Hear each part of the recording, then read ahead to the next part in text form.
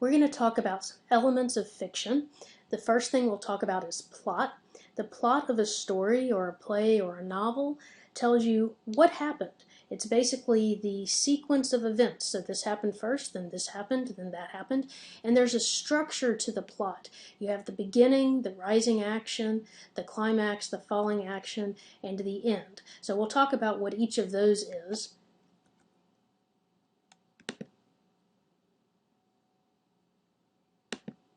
So the exposition, which is the beginning, that's the start of the story. It's the background. It tells you what you need to know in order to understand the rest of the story.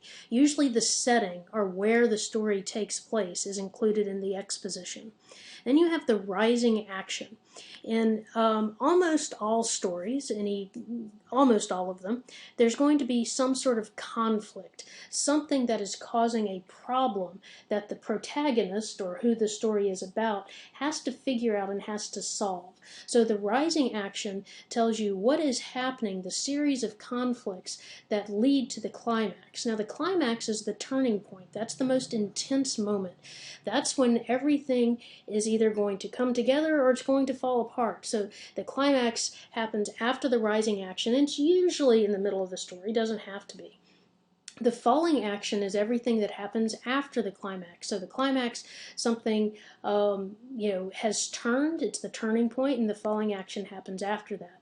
The resolution, or the end of the story, is the conclusion. So it ties everything together. So now you have the resolution and the story is over. Okay, let's talk about some of other vocabulary terms. The antagonist is the villain of the story. Now, sometimes the villain can be a person. Sometimes it can be an element of nature, like a hurricane. Sometimes it can just be a situation. So a person is in a bad environment and they have to figure out how to get out of it. So it's the person or the villain who is fighting the hero. The hero is the protagonist. It's who the story is about. It doesn't actually have to be a hero, but it is who the story is about. The setting tells you where and when the story takes place. The theme is the subject or the message being written about. So what is the basic idea behind this story? If you had to sum it up, it's not saying what the plot is. It's what the theme is. So is it that, good beats evil? Maybe that's the theme. Or maybe it is that, all of us have to face some difficulties in our lives. But it's usually, something along those lines. Now the tone is how the author feels about the piece of writing. So you can tell, by the way the author is writing, if the tone is serious, if it's funny, if it's angry. So that's the tone tells you how the author is feeling about the story. And the plot is the action of the story, as we already said. Okay, now let's go back and talk a little bit more about conflict. The conflict is the dramatic struggle between the two forces in the story. If there's no conflict, there's no plot, because then there's nothing to happen. There's nothing for the protagonist to fight against. So in stories, you're going to have a conflict. Now there are four main types of conflict. You have character versus character. Sometimes you'll see this as man versus man, but it doesn't have to be a man, it can be a woman. So now it's character versus character. So this is when one character is actively in conflict with another character. So maybe Cinderella is in conflict with her wicked stepsisters. Okay, then you have character versus nature. So if you've ever seen, for instance, the movie with Tom Hanks, called Castaway, when he was on an island all by himself, he had to fight against nature to be able to survive. Then you have character versus society. So this is when a character is in some society and they have to battle against that. Maybe the government is corrupt and they have to figure out how to survive because of that. Or maybe they are in a village and what the villagers are trying to do is not appropriate, and so they're fighting against that. Then you have character versus self. That's when the protagonist has some sort of internal struggle, like the character knows that their best friend is about to do something bad.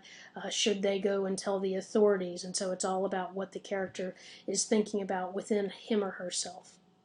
Okay, so here's going a little bit more character versus character. This is when the main character is in conflict with another character, and it can be human or not human. And so we have an example here from The Ugly Duckling. And so in The Ugly Duckling, we have, let's read this. Then the new one is the most beautiful of all. He is so young and pretty. And the old swans bowed their heads before him. Then he felt quite ashamed and hid his head under his wing, for he did not know what to do. He was so happy, and yet not at all proud. He had been persecuted and despised for his ugliness, and now he heard them say he was the most beautiful of all the birds. So the conflict had been, if you remember the story of the ugly duckling, is that the ugly duckling had been persecuted. So they had been really mean to him and despised for his ugliness. So the conflict was between the ugly duckling and the other birds. So that was character versus character. Okay, then you have character versus nature conflict. And so this is when the main character is in conflict with nature. And so the nature acts as the antagonist. Okay, and so here from the Lorax, it's a truffula seed. It's the last one of all. You're in charge of the last of the truffula seeds. And truffula trees are what everyone needs. Plant a new truffula, treat it with care, give it clean water and feed it fresh air. Grow a forest, protect it from axes that hack. Then the Lorax and all of his friends may come back. And so in this is character versus nature. The Lorax has to protect the truffula seed and make sure that it can grow, because in the previous part of the story, if you remember, everyone had cut down all the truffula trees, so now that's what the Lorax has to do. Okay, character versus society. This is when the main character has a conflict with the larger group, a community or society or culture. I'm tired of living in a hole, said Jenny. Let's fight for freedom, cried Bouncer. We'll be soldiers, rough-riding rowdies. I'll be the general and commander-in-chief. Okay, so here we have two people that are fighting against their society. Okay, and then character versus self-conflict. In this type of conflict, the main character experiences some kind of inner conflict. Finally, Sam's father said, go to bed now, but before you go to sleep, Sam, tell yourself the difference between real and moonshine. So Sam had to think about something and figure something out within his own mind.